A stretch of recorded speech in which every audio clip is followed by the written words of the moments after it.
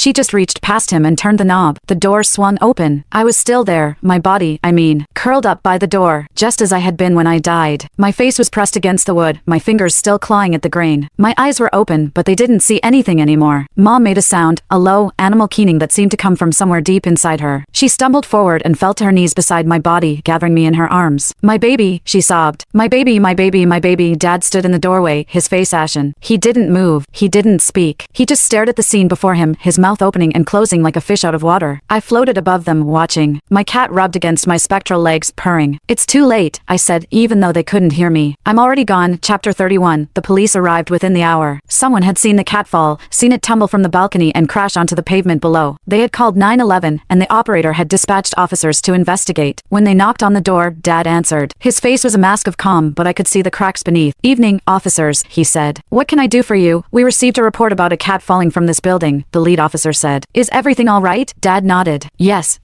Our daughter. She accidentally dropped the cat. She's very upset about it. We're handling it internally. The officer peered past Dad into the apartment. His eyes landed on Mom, who was still sitting on the floor of my bedroom, my body still in her arms. Sir, is that your daughter? Is she all right? Dad glanced back, and for a moment, his composure slipped. I saw the fear in his eyes, the calculation, the desperate scramble for a lie that would hold. She's sleeping, he said. She's been sick. We've been caring for her at home. The officer's eyes narrowed. Sir, I need to see her. It's protocol. There's no need. Sir, step aside. Dad didn't move. The officer pushed past him, his hand resting on his holster. He walked to the bedroom door and stopped. Mom looked up at him, her face streaked with tears, my body still cradled in her arms. Please, she whispered. She's my baby. She's my baby. The officer's expression softened. Then he looked at my face, pale, waxy, unmistakably not alive, and his expression hardened again. Ma'am, I need you to put the child down. Slowly, Mom shook her head, clutching me tighter. No, I can't. She's cold. She's so cold. I need to warm her up. The officer radioed for an ambulance. Then he knelt beside Mom and gently, firmly pried my body from her arms. I'm sorry, ma'am, but your daughter is gone. There's nothing you can do for her now. Mom collapsed against the wall, sobbing. Dad stood in the hallway, his face blank, his hands shaking. And I floated above it all, watching the chaos I had left behind. Chapter 32. The paramedics arrived within minutes. They confirmed what everyone already knew. I was dead. No pulse, no breath, no response to stimuli. The lividity had already set in, the blood settling in the lowest parts of my body.